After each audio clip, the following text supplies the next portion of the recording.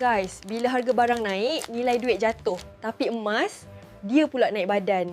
Tu sebab orang cerdik simpan dalam bentuk emas. Bila bank naikkan interest, semua panik jual emas. Tapi bila interest turun, berebut-rebut beli balik. Macam roller coaster. Setiap kali dunia huru-hara, orang bukan cari cinta, tapi cari emas.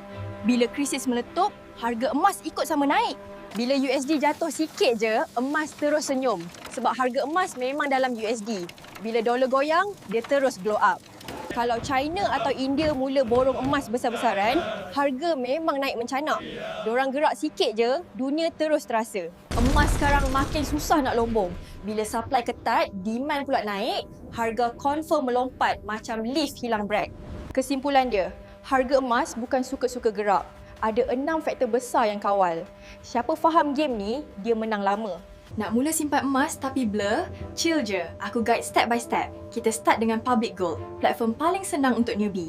Jom mula.